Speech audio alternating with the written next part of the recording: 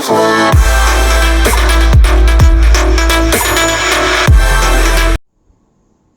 મિત્રો, ઇકોમાં ચેપ્ટર 4 પૂર્ણ કર્યા. હવે જોઈશું પાંચમું ચેપ્ટર ગરીબી. ચેપ્ટરની શરૂઆત કરતા ગરીબીનો અર્થ જોઈએ. પહેલા મોટા ભાગના વિકાસમાન દેશો. દુનિયાના દેશોને બે વિભાગમાં વર્ગીકૃત કરવામાં આવે છે: વિકસિત દેશો અને વિકાસમાન દેશો. આ વિકાસમાન દેશોમાં વિકાસમાન દેશોમાં કે જ્યાં ગરીબીનું પ્રમાણ વધારે હોય છે, આ ગરીબીનું પ્રમાણ વધારે હોવાનું કારણ નીચી માથાદીઠ આવક,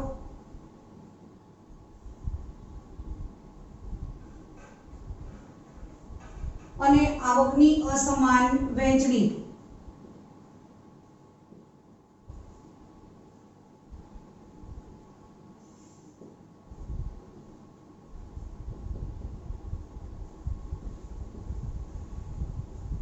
આ બંને બાબતોને કારણે મોટા ભાગની વસ્તી ગરીબીમાં જીવતી હોય છે.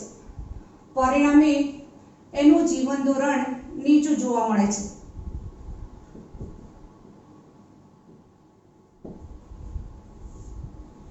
આ વસ્તી પોતાની પ્રાથમિક જરૂરિયાતો જેવી કે અન્ન, વસ્ત્ર અને રહેઠાણ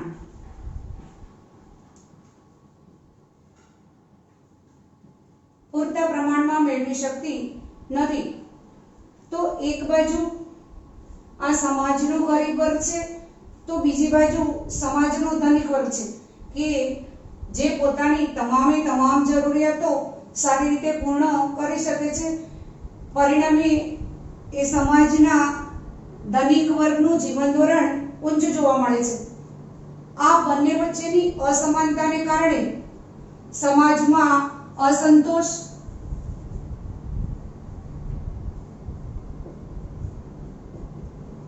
ઈર્ષ્યા, વર્ગ વિગ્રહ જેવી પરિસ્થિતિ ઊભી થાય છે. માનવ વિકાસ અહેવાલ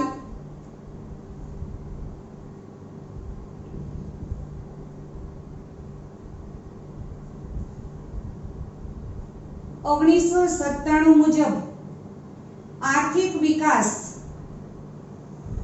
એ સાધન છે,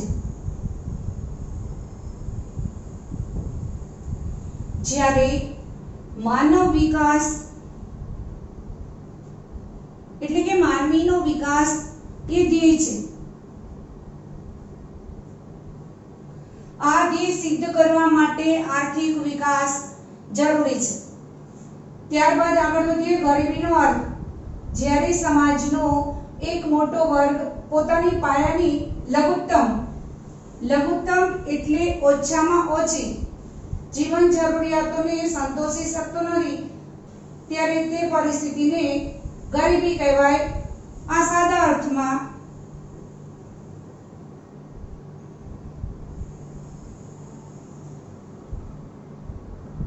આ વર્ગ ન્યૂનતમ જીવન ધોરણથી નીચું જીવન ધોરણ જીવતો હોય છે. પરિણામે સમાજમાં વ્યાપક ગરીબી છે તેમ કહી શકાય. મિત્રો, ગરીબી એ સાપેક્ષ ખ્યાલ છે. ખાસ યાદ રાખશો, પરીક્ષામાં ક્યાંક વિકલ્પમાં પૂછાય અથવા તો એક માર્કના સવાલમાં પૂછી શકાય કે ગરીબી કેવો ખ્યાલ છે, તો એ સંજોગોમાં જવાબમાં લખશો ગરીબી એ સાપેક્ષ ખ્યાલ છે. જો ગરીબી નિરપેક્ષ ખ્યાલ હોત તો દરેકને એક સરખો લાગુ પડત, પણ અહીંયા ગરીબી એ સાપેક્ષ ખ્યાલ છે. પરિણામે સમય, સ્થળ અને સમાજ બદલાતા આ ખ્યાલ બદલાય છે. ગરીબીના જુદા જુદા અર્થઘટનોને બે વિભાગમાં વર્ગીકૃત કરવામાં આવે છે કે વહેંચવામાં આવે છે. નંબર 1, ગરીબીનો પરંપરાગત અર્થ, જેને આવક ગરીબી કે ગરીબીનો આવક અભિગમ તરીકે પણ ઓળખવામાં આવે છે. બીજું છે ગરીબીનો આધુનિક અર્થ, જેને બિન આવક ગરીબી કે બિન આવક અભિગમ તરીકે પણ ઓળખવામાં આવે છે. હવે જોઈએ ગરીબીનો પરંપરાગત અર્થ અથવા આવક ગરીબી.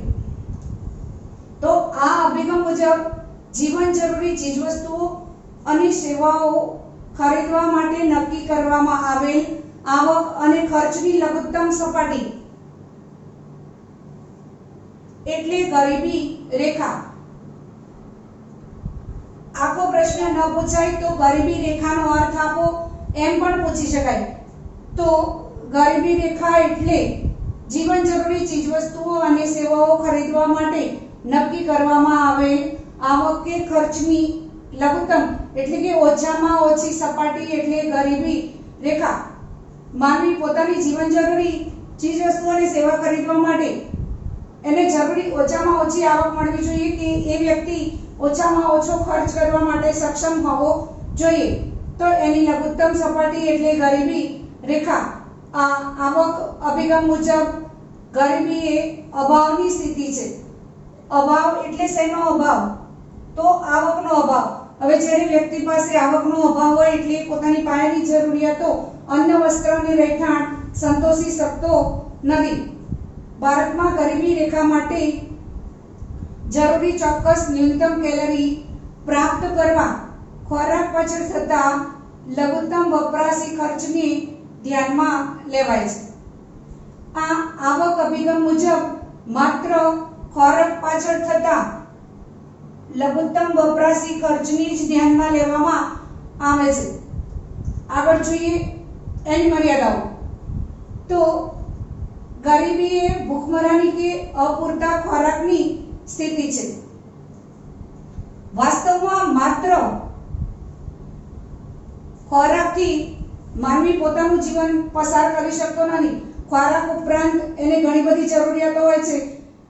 આગળ જોઈએ કે આવક અભિગમ મુજબ લઘુત્તમ સરેરાશ જીવન ધોરણમાં કપડાં, રહેઠાણ, શિક્ષણ, સ્વચ્છતા, આરોગ્ય, પીવાનું સ્વચ્છ પાણી, ખોરાક સિવાય આ બધી બાબતોનો પણ એમાં સમાવેશ થવો જોઈએ જે એમાં કરવામાં આવ્યો નથી અથવા તો એની અવગણના કરવામાં આવી છે. મિત્રો, ગરીબીના આવક અભિગમ કે આવક ગરીબીની કેટલીક મર્યાદાઓને કારણે બિન આવક ગરીબી કે ગરીબીનો બિન આવક અભિગમ અસ્તિત્વમાં આવે છે અને ઉપયોગમાં લેવામાં આવે છે. છતાં આધુનિક અર્થશાસ્ત્રીઓના મતે આવક ગરીબી એ મહત્વનું પાસું છે. માનવ જીવનના એકમાત્ર નાના હિસ્સાનો એ ખ્યાલ આપે છે. કાર્ય કરવા માટેની તેમજ પસંદગી માટેની જે સ્વતંત્રતા ધનિકો પાસે હોય છે તે ગરીબો પાસે હોતી નથી. આ સંદર્ભમાં ગરીબીનો ખ્યાલ મેળવવા માટે આવકના સંદર્ભમાં વંચિતતાનો વિચાર ન કરતા માનવ વિકાસ માટે જરૂરી બાબતો જ્ઞાન, લાંબુ અને સ્વસ્થ જીવન, સારું જીવન ધોરણ, વ્યક્તિ સ્વાતંત્ર્ય, તકની ઉપલબ્ધતા, પસંદગીઓ તથા સ્વાભિમાન સાથે ગૌરવપૂર્ણ જીવનનો વિચાર પણ કરવો જોઈએ, જેનો વિચાર આધુનિક અર્થમાં કરવામાં આવે છે. સંયુક્ત રાષ્ટ્ર વિકાસ કાર્યક્રમ UNDP ના માનવ વિકાસ અહેવાલમાં માનવ વિકાસાંક અને માનવ ગરીબી આંક HDI હ્યુમન ડેવલપમેન્ટ ઇન્ડેક્સ માનવ વિકાસાંક અને માનવ ગરીબી આંક હ્યુમન પોવર્ટી ઇન્ડેક્સ ની ગણતરીમાં જ્ઞાન, આરોગ્ય અને સારું જીવન ધોરણ એમ ત્રણ બાબતોને ધ્યાનમાં લેવામાં આવી છે. જ્ઞાન માટે સાક્ષરતા દર, જ્યારે આરોગ્ય માટે અપેક્ષિત આયુષ્યને ધ્યાનમાં લેવામાં આવ્યું છે અને સારું જીવન ધોરણ માટે માથાદીઠ કુલ ગૃહ ઉત્પાદનનો સમાવેશ કરવામાં આવે છે.